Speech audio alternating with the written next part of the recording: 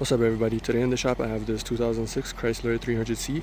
It's the SRT8 with the 5.7 liter Hemi engine. This car's here for a number of complaints, but one of the customer complaints is that his low beam headlights do not work. So the high beams work, the parking lights work, as you can see, marker lights, everything works on this car except for the low beam headlights, even the high beams work.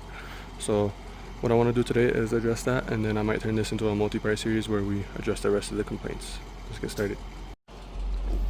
Alright, so in the car, I just kept it on to let it charge for a bit, but you could see here we have the headlight switch. It's on off right now. Usually he says he puts it on automatic, and you could see in the reflection of that car the parking lights do come on.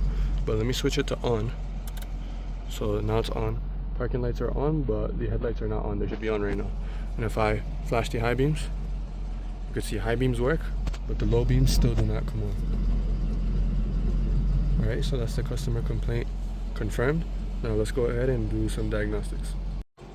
Guys, I want to hook up my scanner, and usually whenever I hook up a scanner I like to just verify the VIN of the car, but on this car the VIN is missing from here. It's missing from the door. I don't know, man. Have you guys ever seen that? Anyways, I got the scanner hooked up, so let's pull up some data. Alright, so all we want to do here is go to system selection, and then I believe we'll go to BCM, which is the TIPM in this car. And then all we want to check right now, we want to start from beginning out, right? So we're going to start here. Alright guys, so I have some data pulled up right now. The first one is the automatic headlamp request. That's not too important. All it is the sun sensor right there. If it's dim outside, then it'll request for the headlamps to be turned on. If our switch is in the off position like you see right now, then that'll bypass that, headlamps will be off. The second data pit is the headlamp switch position. Now that's a really important one because we want to make sure that the switch is good. If the switch isn't good, then we're never going to have our headlamps come on in the first place. So right now it's off. If I switch it to on, you see everything lit up. And right here, it says headlamp position, meaning it's on. I'm going to switch it back off now. Off, on. There you go. So that proves that our switch is fine. Our problem isn't here. We're going to have to keep digging further. Next, I have the left and right headlamp duty cycles. So you could see it's at 100% duty cycle right now. It's commanding the headlights to be on. And you could see in the reflection, the headlamps are not on. I could flash the high beams, but that's just the high beams. The headlamps are off. So both right and left are at 100% duty cycle. And then obviously, left and right headlamp state is on because the TIPM is commanding them to come on, but they're not coming on. So that's that. Just with using the scanner, we have proved the integrity of our switch. We have proved that the TIPM is working fine as far as command goes, but the headlights still aren't turning on. So next we're going to be chasing a circuit or power fault. And I forgot to record it, but I scanned for codes and nothing came up, so we're dead as far as that goes.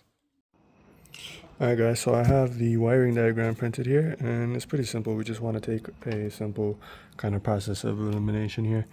So first thing we want to check is, well, first of all, here's the headlights. So first thing we want to check is whatever fuse feeds these headlights. So you could see right here is the grounds, and then the positive feed comes from here, and you can see we have fuse 1 and 2. They're both 20 amp fuses. So let's go ahead and check those first. Alright, so I got the hood popped. And right over here is the TIPM. So let's just go ahead and open that up, and let me get a light here. Alright, so here we're at the fuse box. Fuse 1 and 2 are these yellow 20 amp fuses, and I don't know what Chrysler was thinking. Like you have x-ray vision, you could see this from the back, but they have this like mirrored. So fuse 1 and 2 right there would be these ones right here. So what we could use is just a multimeter to check them. And all you want to do is go across the pins, have it set to continuity. So you have it set to continuity, and then it'll beep. So all you gotta do, go across the pins, beep, beep. So both fuses are good. Next thing you want to do is turn on the headlights, and then we're going to see if we have power going to these fuses. Alright, so key is in the ignition, headlamp switch is turned on. Obviously the lamps are not on. The next thing you want to do is set your multimeter to voltage. We're on 20 volt scale, and then one lead on ground, and then the other lead will check these fuses. Across both pins we have no voltage at all, 0.02. So we have millivolts, not volts. So what that tells us is the power feed to these fuses is missing. So let's go look on our wiring diagram and see where that feed comes from. All right, so back at our wiring diagram, with the process of elimination, we have checked both fuses and they are not getting power. Sorry, let me focus. So where did these fuses get power from? Well, you could see right here, comes out here, goes here to this relay. Now this relay is inside of the TIPM. This is not a serviceable relay. I don't know why Chrysler decided to do this, but next thing we want to do is see what feeds this relay. So over here you have the control side, so this is ground, and then this is the control side that's coming from the FCM, the front control module. And then the switch side is this fuse right here, fuse 2350 amps, hot at all times. So next, let's go check that. Alright, so here we are back at the TIPM. Fuse 23, the 50 amp fuse is this one right here. So first thing we want to do is just check the fuse itself. Meter back to continuity. Touches, it beeps. So you could just go across the terminals of the fuse.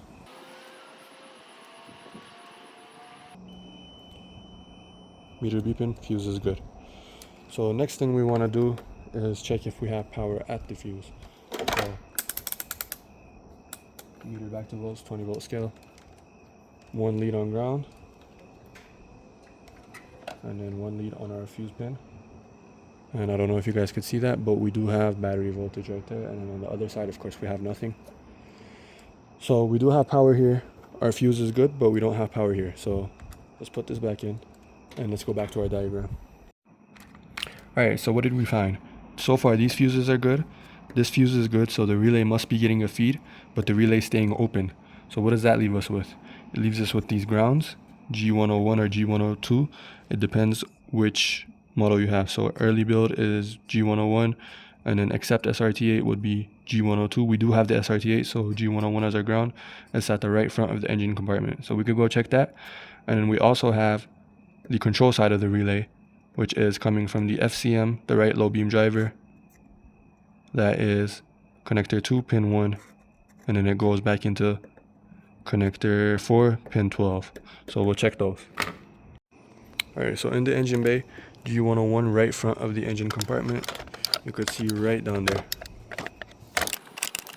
So that right there, that is the ground. I'll go ahead and check that, I'll load test it, and then if that's good, we're gonna have to move on to the control side of that relay. Alright, so test light is hooked up to battery positive. If it finds the ground, it'll light up.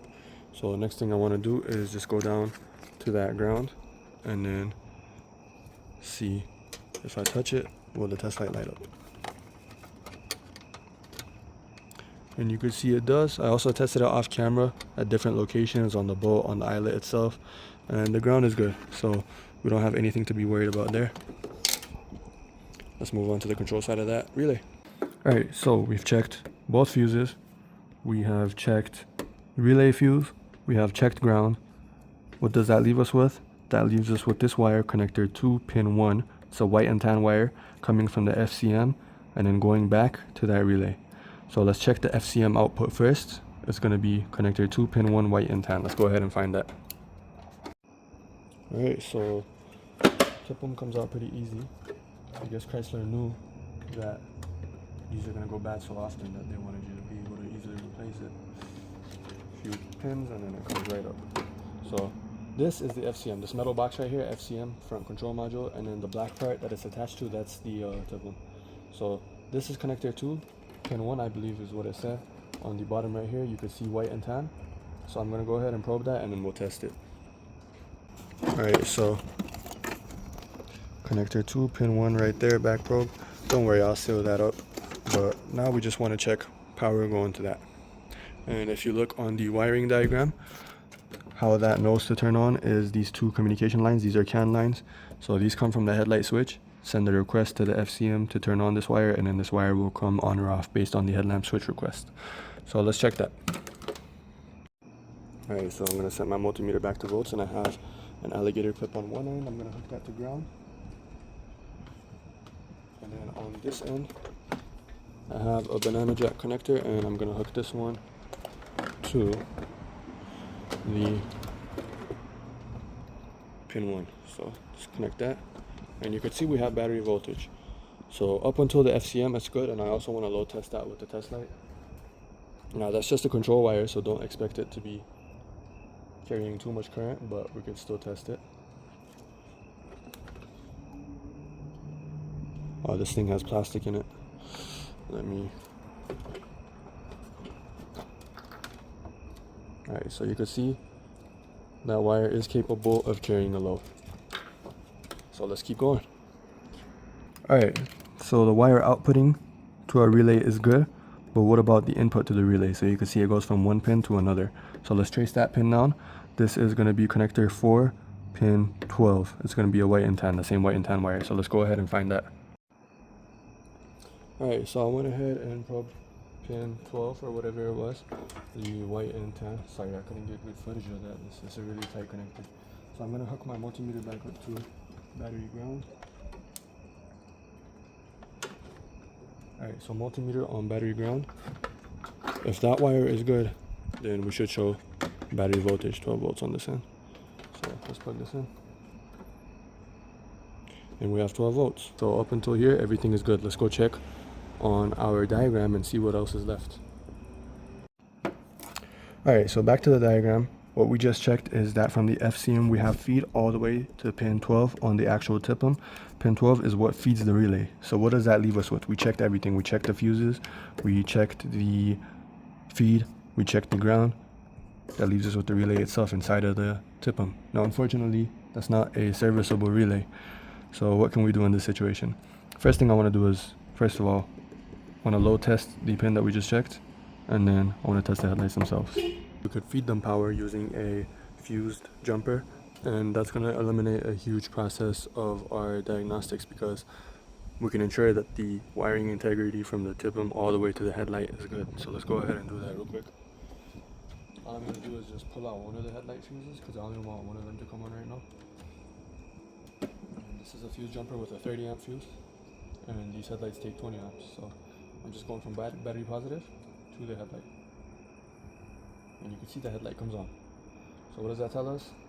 That tells us that from the TIPM to the headlight we have good wiring, the headlights work, the ballast works. We're chasing a problem right here. Alright, so in a situation like this, where we've determined that the problem is an internal relay inside of the TIPM, what are your options? Well, if you were at a dealer or maybe another shop, they would tell you to replace the whole TIPM. Now we're not going to do that. What we could do, since we do have a working control wire, what I want to do is wire in external relay and see if we could get these headlights to work. That way the customer saves some money, it's easier, we don't have to replace and program a TIPM. And then, yeah, it should be a good long-term solution because obviously these internal relays, they go bad. So with an external relay, if it does go bad, at least you could change it out and, you know, you'll be good, you'll be on your way. You don't have to deal with this again. So first thing I want to do before we do that is that control wire that we just checked on the bottom of the TIPM. Right there, I'm still probed to it. I want to make sure that that's actually a control wire. So I'm going to set the multimeter up and then I'm going to turn the headlights off. If I turn it off and the voltage goes down, then we could use it as a relay control wire. If that doesn't go out when the headlights are off, then we're going to have to think of something else. Alright, so I'm hooked up to the control wire that goes from the FCM all the way to the internal relay. Right now the headlights are on, obviously they've been on during our testing. You can see we have battery voltage. So now I'm going to go inside of the car, I'm going to turn the headlights off. And if the voltage drops, then we're going to be good to use this as a control wire. If the voltage stays the same, then we're going to have an issue, we're going to have to think of something else. So let me go turn off the headlights.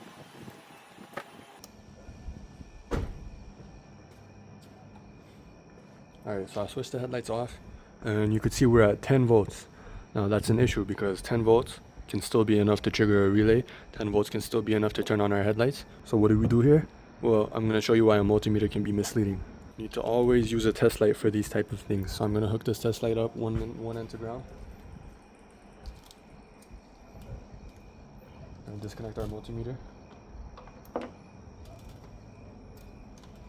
I'm going to hook this end to right where our multimeter was. Alright, so the test light is hooked up to where the multimeter was showing 10.5 volts. And it's off. You would think that's enough to turn on a light, but it's not. Because it's low current. It was just a little test voltage. That's what the computer uses to throw error codes. If that this is a complicated algorithm, but anyways, now I'm going to turn the headlights on and watch that test light.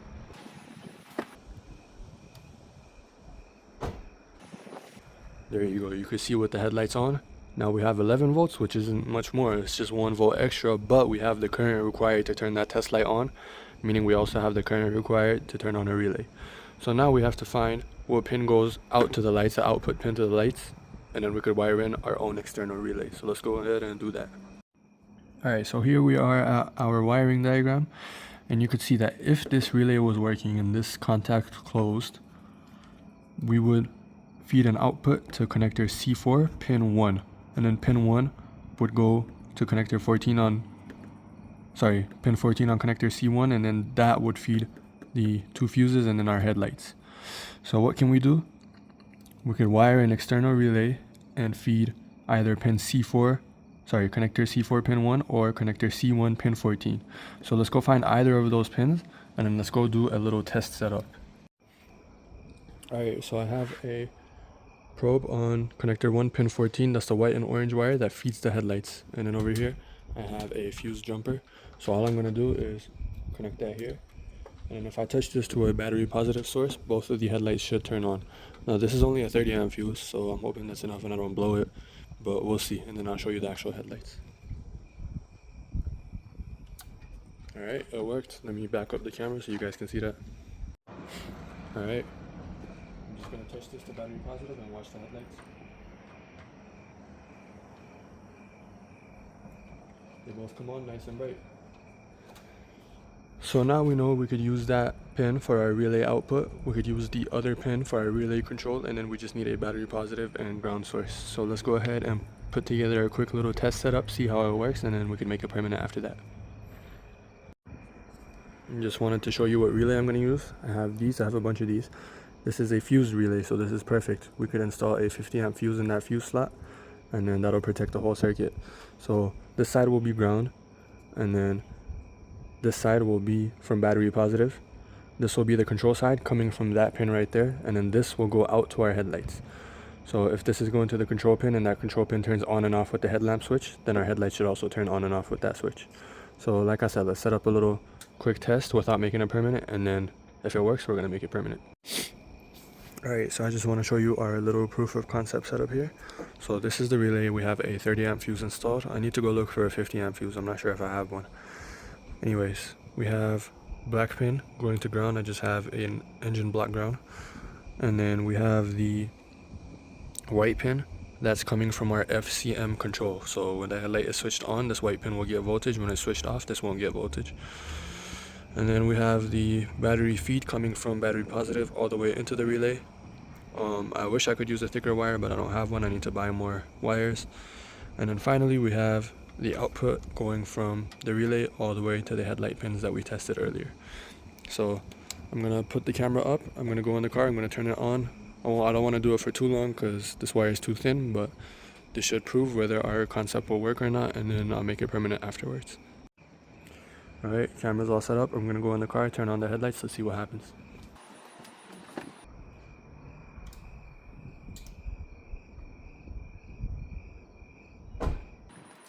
As you could see, it worked perfectly. Both headlights came on. I heard the relay click. So that just proves that this is a perfect solution. So let's go ahead and make this nice, neat, and permanent.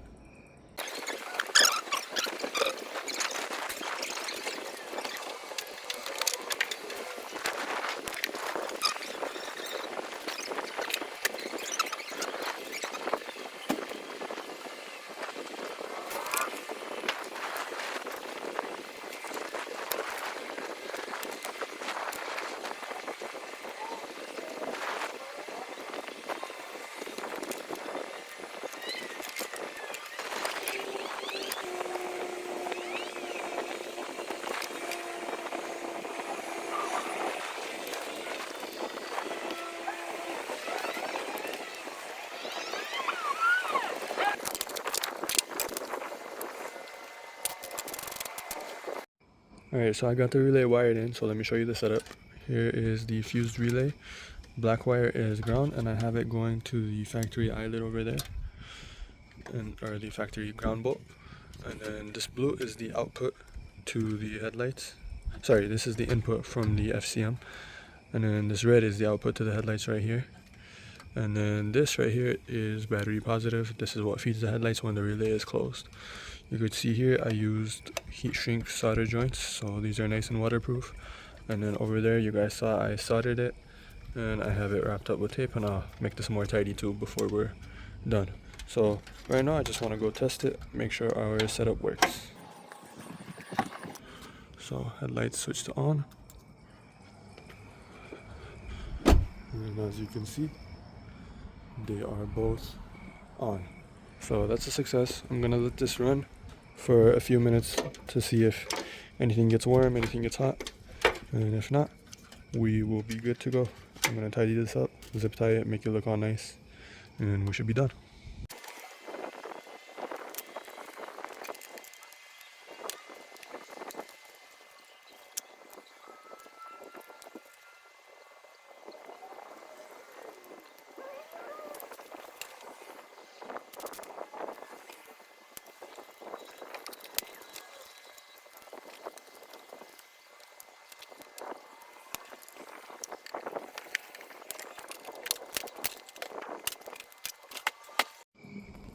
Alright, so we got everything tidied up.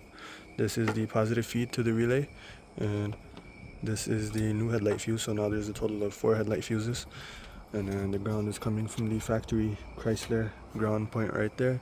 The rest of the wires are tied in to the bottom just like the stock wiring was. I made sure it's not rubbing on anything. The stock one was also kind of rubbing on the bottom, so I don't know.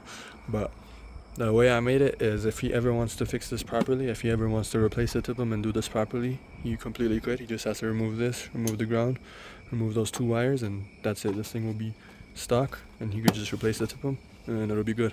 So anyways, let's go ahead and test it now that everything's tidied up. Let's turn the car on actually.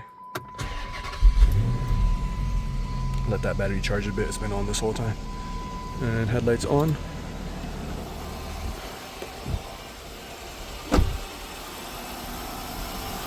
And there you go, both headlights are working. So yeah man, let me know what you guys think about this one. Why Chrysler decided to not make that relay serviceable, I don't know. That's a question for the geniuses that work over at Chrysler. But yeah, as always, I hope you guys enjoyed, hope y'all learned something. I'll see y'all next time, and do me a favor and share this video. My channel's still new, so it helps a lot when you're trying to grow a new channel. If you guys share it, I really appreciate it. Anyway, see y'all next time.